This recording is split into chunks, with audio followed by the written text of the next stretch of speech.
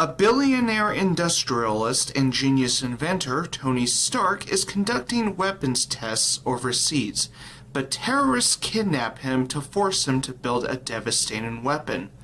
Instead, he builds an armored suit and upends his captors.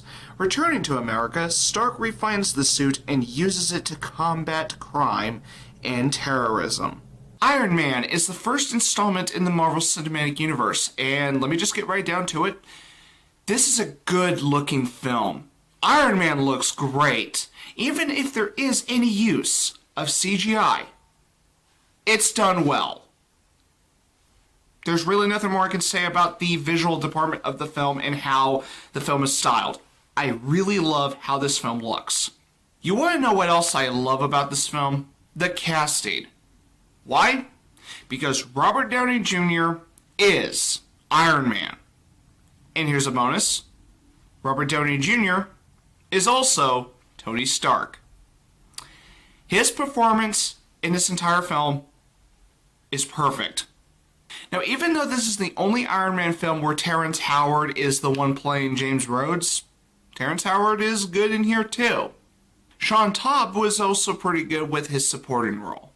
Gwyneth Paltrow is just as good as all the other cast members in this film. Last but not least is Jeff Bridges, who is a terrific actor, and he does not disappoint in Iron Man. It goes without saying, the overall acting in this film is superb. Please forgive me if the pronunciation is off with this man's name, but the film's score is composed by Ramin Djawadi, who I am familiar with his film score of Pacific Rim. And if you have not seen this film, do yourself a favor. Watch it. I think you might like it. And Ramin Djawadi is also very well known for composing the music for the hit HBO series Game of Thrones.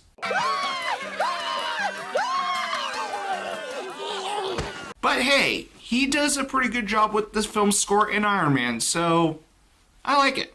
Let's be serious about one thing. Robert Downey Jr. hogs the spotlight a lot in this film.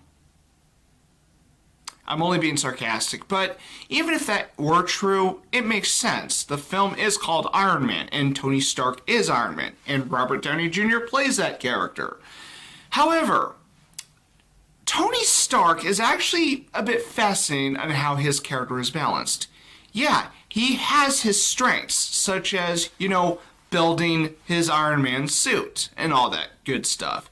But he also has his flaws too, such as, he's a womanizer. Yes, he likes to party. But he makes up for that with his wit and his charisma. I'm serious.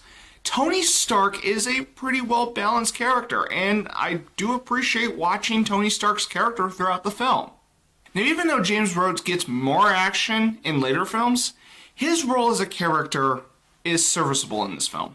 I must mention Yinsen. If it wasn't for him, Tony Stark would likely be dead. And if it wasn't for Yinsen, Tony probably would not be able to make his Iron Man suit, so I have to mention the guy.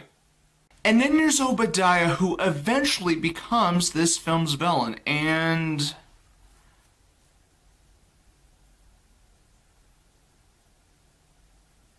I'm actually content with Obadiah as a villain in this film. Now, I am aware Obadiah does come off as a basic villain. But considering the direction that this film was going, and since this is a comic book film, I'm actually okay with this. And besides, this is the first film, so I'm kind of lenient towards a villain like Obadiah in the film. Let's be honest, we all know that there's another Marvel villain that comes in later in the Marvel Cinematic Universe that is a popular favorite for all the right reasons. If there's any fangirls watching this review, I will not go in depth about Loki in this review. So, sorry ladies, at least I gave you a little glimpse of Loki just for this review, but yes, I'll talk about him soon. Bonk! Other than that, all the characters are played out very well. Now, even though the plot of Iron Man is pretty much on par with any other typical comic book film, I think it holds up. because I really like how the first third of the film devotes the time to show Tony Stark building and creating his Iron Man suit.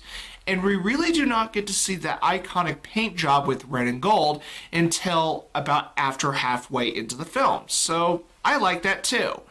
And even though the last third of the film involves Iron Man fighting a villain, it's pretty typical with comic book films. So again, I am content with how Iron Man is structured. Overall, Iron Man is a strong start to the Marvel Cinematic Universe, and I do think it's a great film. Jon Favreau and his crew did a fantastic job. I am giving Iron Man my rating of 9.5. If you like this review, feel free to hit the like button. And if you want to follow my channel, feel free to hit the subscribe button. And as always, you're welcome to leave me a comment if you feel so inclined. And thanks for watching.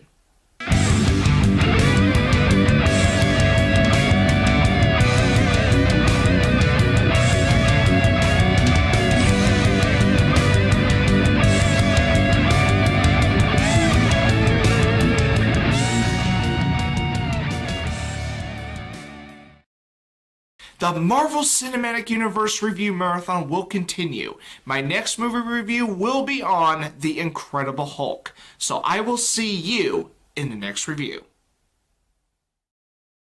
Truth is,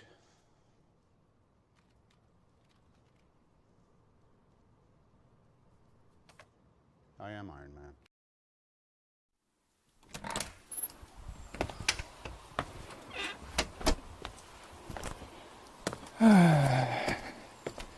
Time for me to get the paper.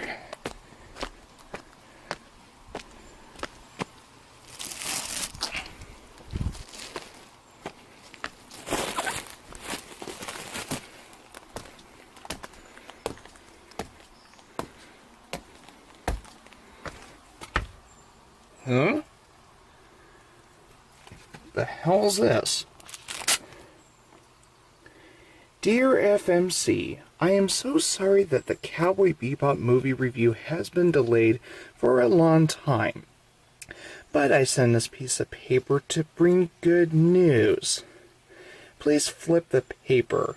Sincerely, Hacker Girl. What the hell is this about?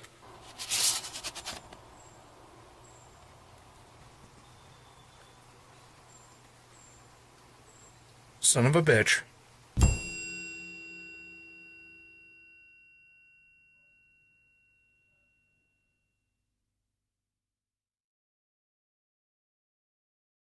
But I'm a